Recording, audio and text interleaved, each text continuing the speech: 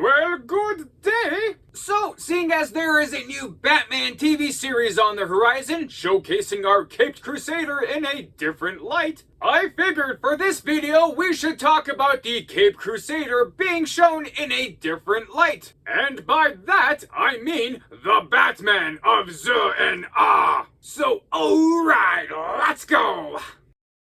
Yeah! So, we start off in space, where Batman and Green Arrow are flying in their spaceships to stop a bunch of space pirates and to retrieve the Emerald Eye of Ekron. You know, like your typical Batman story. But Batman's shields were hit by an energy weapon, and the ricochet somehow created a wormhole.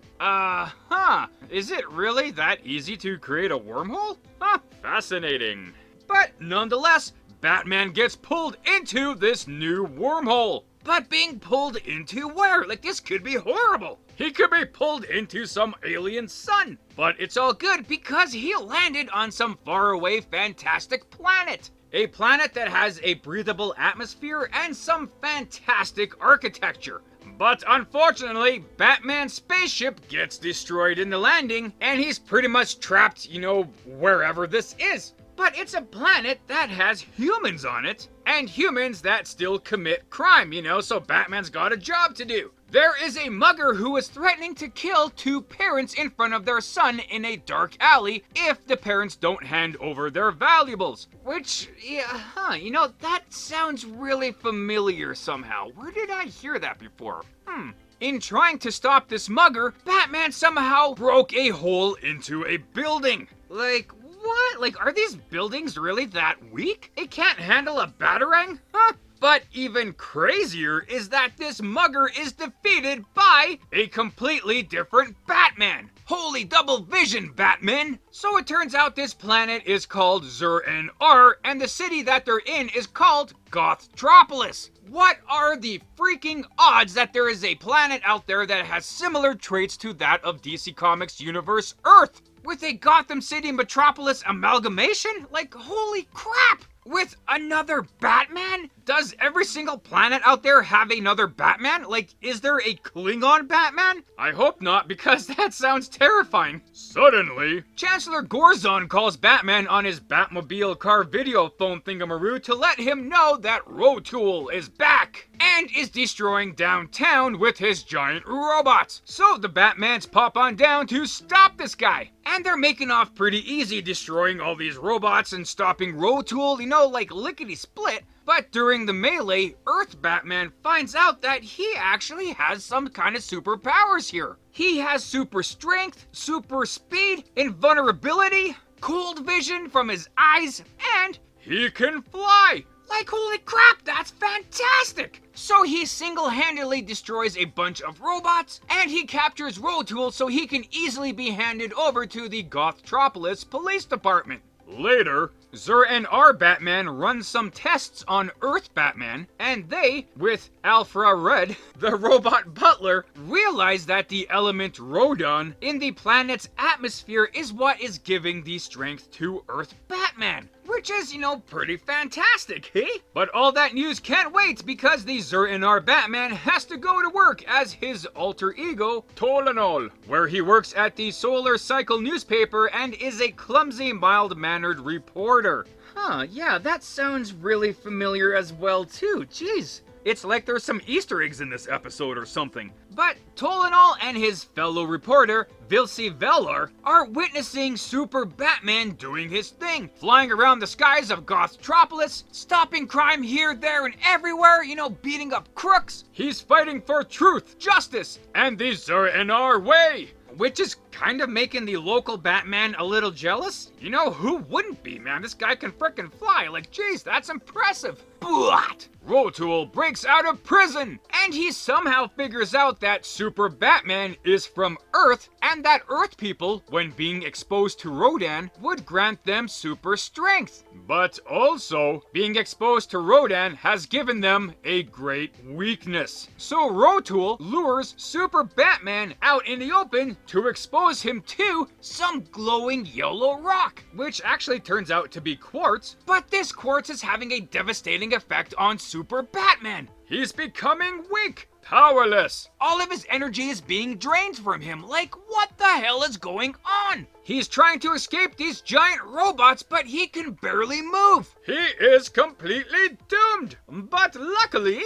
regular Batman shows up in the Bat Rocket to save the day. He skillfully destroys these giant robots with seemingly the greatest of ease. And on top of that, he even saves Super Batman from certain death. He sprays him with some kind of fancy spray, which I'm assuming is to block the Rodan's effects on him, and therefore blocking the Quartz effects on him too. So the two now regular Batmans work together to finish Rothul off. But not so fast, because Rothul has taken Vilsi Valar hostage. Oh man, this kind of looks like checkmate. Or, not, because, the Batmans retrieve her really quick and they blow up the last of Rothul's robots. So now he's basically defenseless and has no option but to be captured. So hooray, the day is saved! The robots are gone, Vilsi Valar is safe, Rothul is back in jail, and, the city is completely destroyed in the process. Like, holy crap, not just a couple of buildings, like downtown is completely destroyed.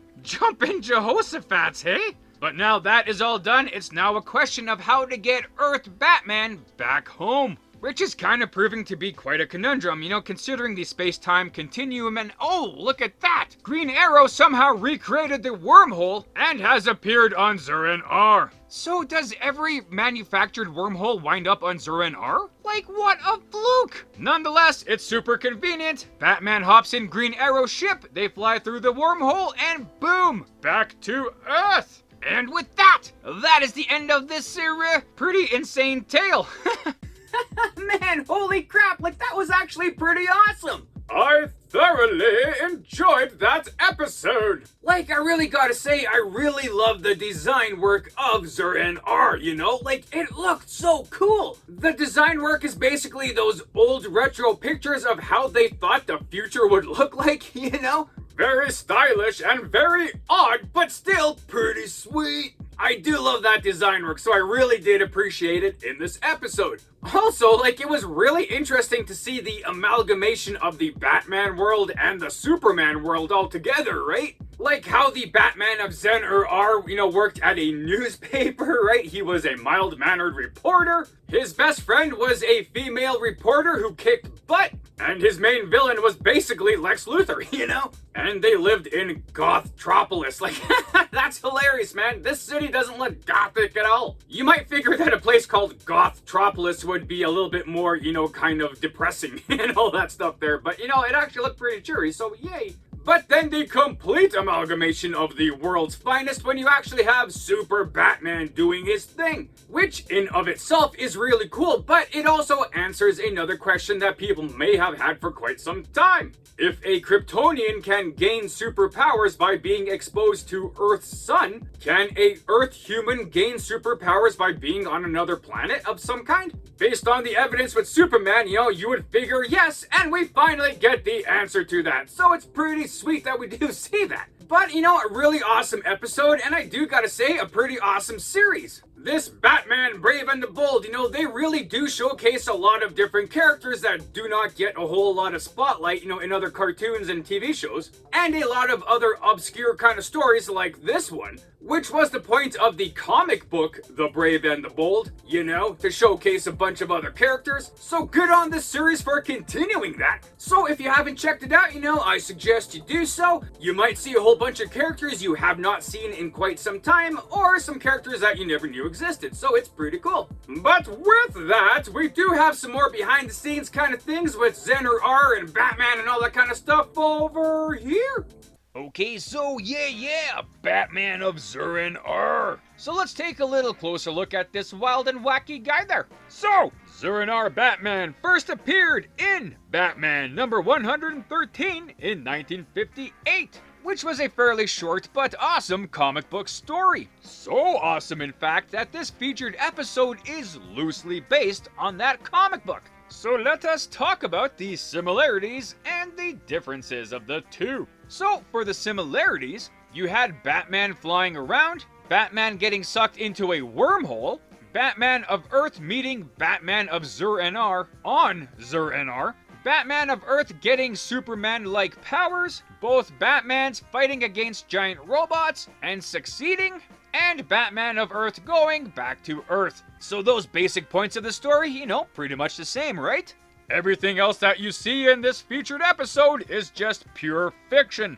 Well, okay, obviously, you know, but like in comparison to the comic book, it's all some new stuff, but like awesome new stuff, you know? So for the differences between the two, in the comic book, Batman of Earth was flying around in the Bat Plane, and Batman of Zur-En-Arrh created the wormhole to bring Earth Batman to Zur-En-Arrh because he needed his help. Whereas, in this featured episode, Batman was flying in the space UFO, or whatever it's called, accidentally created a wormhole, and accidentally found himself on Zur-En-Arrh, where he met up with that Batman there, and neither of them knew of each other's existence prior to this. They both just organically became Batman on their own planet. But in the comic, Zur-En-Arrh Batman knew about Earth Batman because Zur was actually studying Earth Batman. In fact, Earth Batman was the inspiration for our buddy on Zur-En-Arrh to become Batman.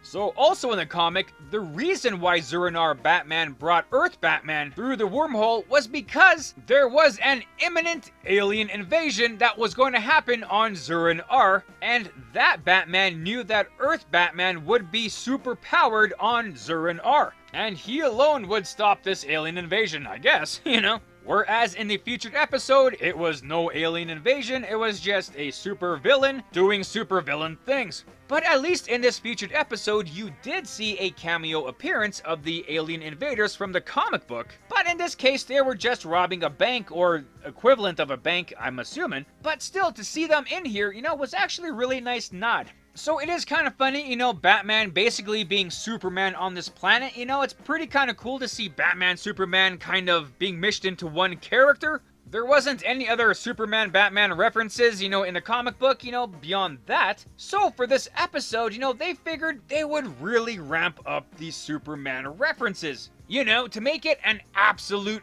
full-blown Superman-Batman amalgamation, like, all the way through, which kind of, you know, totally makes sense, right? Like for Batman of Zur-En-Arrh himself, you know? He lives in Gothtropolis, you know, an amalgamation of Gotham City and Metropolis. Even though he's Batman, his alter ego, Tlano, is a mild-mannered reporter at the Solar Cycle newspaper. And even in his civilian clothes, he wears the blue, red, and yellow highlights, you know, like a Superman would wear. His co-worker and love interest is Vilsey Valar, you know, who is a combination of Lois Lane from Metropolis and Vicky Vale, journalist from Gotham City. The main villain of the episode is Rothul, which, you know, obviously is basically just Lex Luthor, but, you know, fighting against Batman. But so much Lex Luthor that his name, Rothul, is just Luthor pronounced backwards. He still has the same Luthor intellect, except in this episode, he's, you know, a bit more of a coward and a bit more, you know, in love with using robots, which, you know, I can't blame him, man. Those things are pretty awesome. And those robots, you know, I gotta say, even though they are based on the robots from the original Zur-En-Arrh comic story, with the addition of Superman themes in this episode, like, you can't help but think that these robots are kind of influenced by that classic Fleischer Studios Superman cartoon, you know, from the 1940s, where Superman fought against those mechanical monsters. Those giant robots! That's how I seen it anyway, and like, I really did appreciate that, man. One thing that is absolutely fantastic about this episode, though, is that the Batman of Zur-En-Arrh is voiced by that legendary Batman voice actor, Kevin Conroy. You know, the guy who voiced Batman from the animated series, and countless other cartoons and video games and animated movies and whatever. The man is a Bat legend! So for this Batman Brave and the Bold series, Batman is voiced by Diedrich Bader, you know, on a full-time basis. So to bring in Kevin Conroy, you know, as a little cameo like this, fantastic! So not only was it awesome that they brought in Conroy's voice for Batman, but they also brought in a number of visuals as well. You know, like they easily could have made Batman of Zur-En-Arrh, you know, look exactly like the Brave and the Bold Batman, just, you know, a slightly different costume. But if you actually look at the way Zur-En-Arrh Batman is drawn, like, he does look a lot more like the animated series version of Batman. With the bigger pointy ears, with the more kind of a scowl on his face when he's in Batman mode, you know? Even when he is in his alter ego persona of Tlano, like, Tlano looks a lot more like Bruce Wayne from the animated series than he does look like Bruce Wayne from The Brave and the Bold. So those little touches, so nice! But for the comics and cartoons and stuff like that, that's more or less pretty much it for Batman of Zur-En-Arrh. You know, like some guy living on another planet, you're not gonna run into him a whole lot like you would with, say, Superman who lives on your planet, you know? So it's pretty much a one and done story. He may have some cameos and some flashback stories or something like that. But as DC Comics loves to do, they did update the whole concept of Batman of Zur-En-Arrh. So starting, roughly around the time of Batman number 678 in 2008, for the Batman RIP storyline, we see how this Zur-En-Arrh Batman has been updated. So not an alien living on another planet, assuming the role of Batman there. Instead, Zur-En-Arrh Batman is a fail-safe personality created by Bruce Wayne / Batman as pretty much a backup, last-ditch effort kind of a plan, I guess, for himself mentally. So if Batman is ever so incredibly compromised one way or another and like he's losing control of everything, this Batman Zur-En-Arrh personality will become the dominant personality and take over. But this Zur-En-Arrh Batman personality is a lot more aggressive, is pure vengeance, you know, kind of an evil personality. Not quite, you know, but he does whatever he has to do in order for Batman to succeed or get the hell out of whatever's causing a problem, right? So not really a split personality, but, you know, in a sense, kind of. But when Batman goes into Zur-En-Arrh mode, yeah, man, he definitely gets that funky costume. But for that, man, that's pretty much all I got, you know, for Zur-En-Arrh and all that kind of stuff there, so I'll leave things off with that. So with this, that, those, and the other things, I guess, that's that. Also, if you're interested, I created my own comic book channel, 215 Comics. And currently, I have created my own cartoon series, The Adventures of the Density. And recently started a radio series featuring my newest character, Elastomorph, with more titles to come. So if you want to check it out, I'll leave a link up top here to that channel and some links at the end of the video. Yeah! Right on, and there you go. So thanks for watching the video. I hope you liked it as much as I did making it. Also, feel free to check out the source material that I featured in this video. And if you want to leave a comment on anything you may have liked or things I might have missed in this, you know, feel free to do so. Or anything else, you know, just to say hi. That's cool too. And other than that, you know, have a great day. Thanks.